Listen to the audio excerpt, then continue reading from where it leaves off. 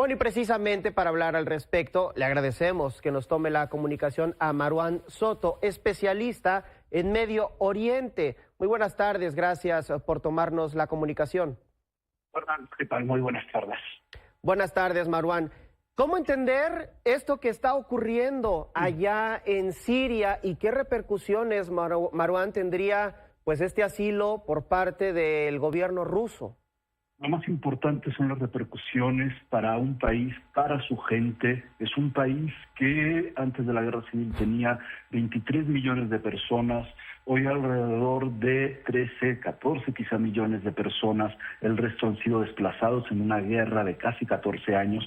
La primera repercusión es para la sociedad siria, sociedad en la que prácticamente todos los que tenemos familia en Siria hemos perdido a alguien a lo largo de esta guerra, y esa es la primera implicación, el fin de una dictadura que tiene, como decían, más de medio siglo, de una guerra que duró casi 14 años, en las que se usaron armas químicas, se emplearon todos los métodos de tortura imaginables e incluso se inventaron 70 nuevos métodos de tortura.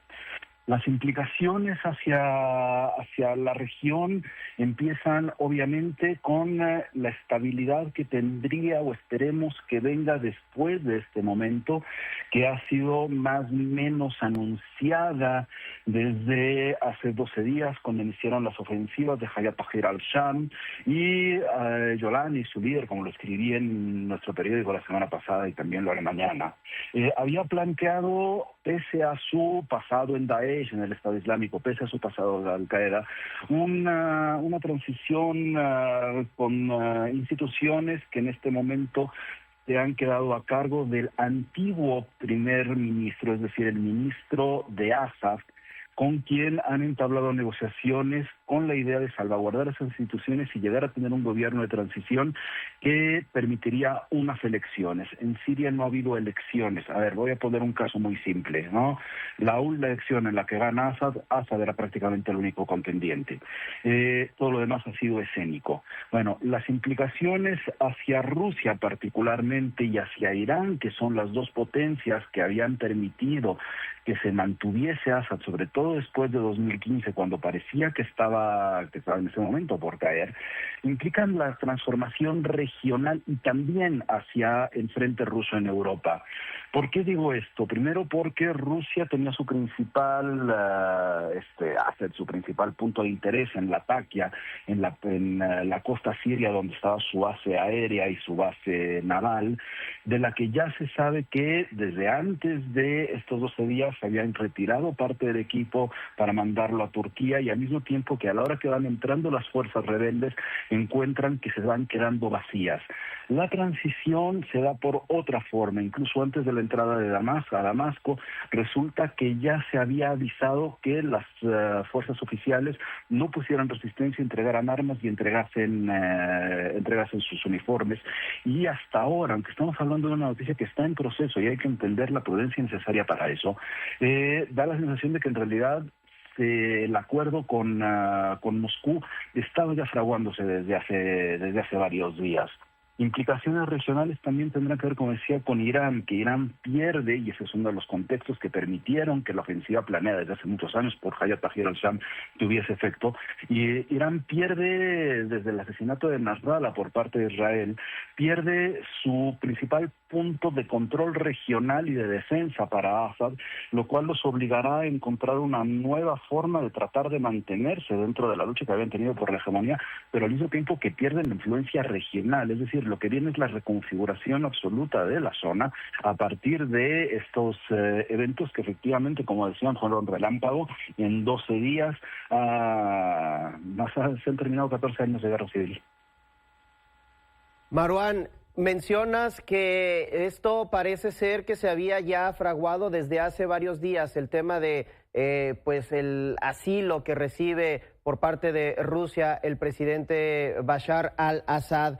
Es decir, Rusia tiene varios intereses entonces en esta región, pero particularmente vinculados a Bashar al-Assad. A ver, no, más o menos. En realidad sus intereses están en las bases que en este momento, la parte que hasta ahora vamos recibiendo de noticias, es que se han estado vaciando de tropas rusas.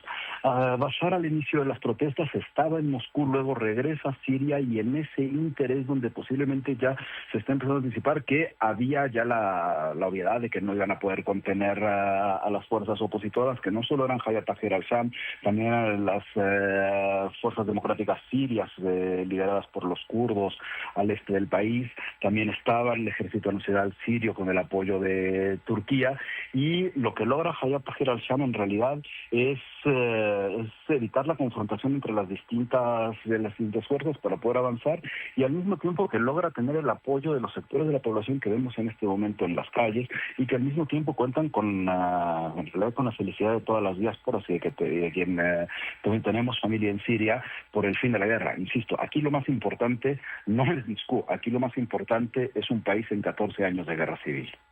Juan, y precisamente, ¿qué es lo que viene ahora para el país sirio? Porque tendrá que reorganizarse el gobierno. Y una pregunta en el mismo sentido, ¿hay alguna posibilidad de que Bashar retome el poder?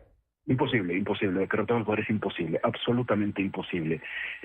Hacia lo que viene son los puntos suspensivos que mezclan el nerviosismo con la felicidad. ¿Por qué? Porque Hayat Tahrir al-Sham, aunque es una evolución, llamémosle hasta incluso institucional, se están diciendo seculares, se dicen tecnocráticos, han planteado ciertas soluciones que sí terminarían de llevarse a cabo con una ruta de normalidad, sigue estando incierto, ¿no?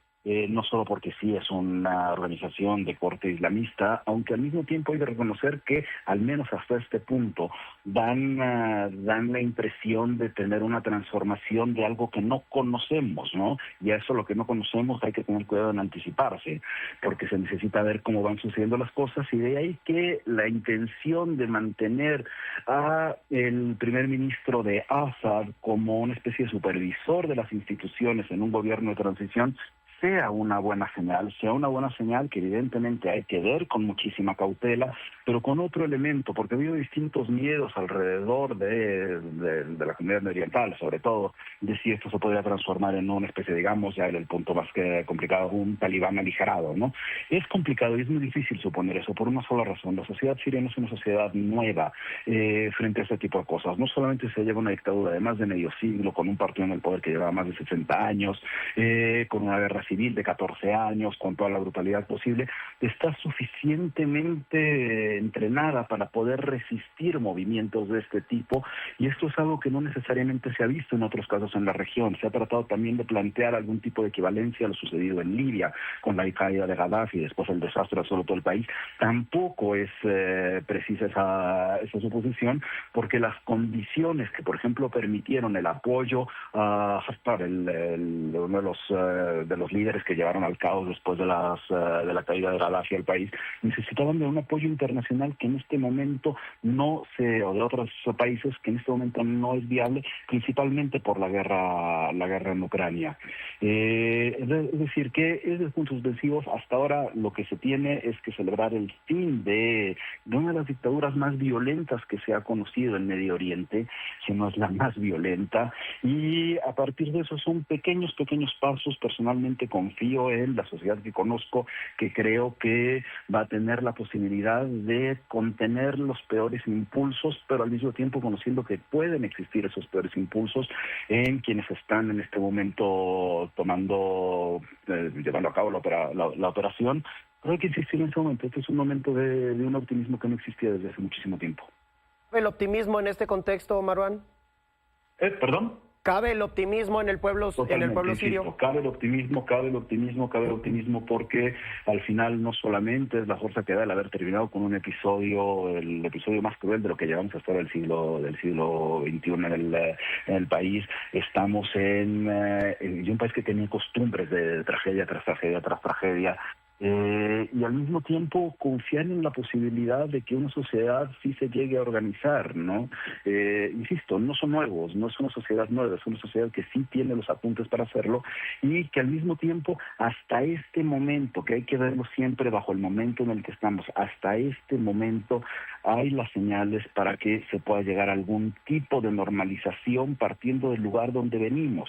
Y el lugar de donde venimos es la destrucción absoluta de un país. Cuando pensamos en que alrededor de 8 o 9 millones de personas han tenido que salir del país a lo largo de 14 años, de una generación entera que perdió la educación, que terminó viviendo como refugiados, que ahora tiene la posibilidad de volver al país, pues no es poca cosa lo que estamos viendo.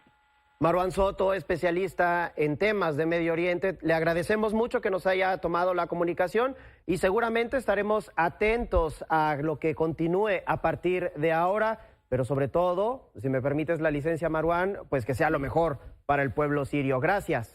Muchísimas gracias, hasta luego.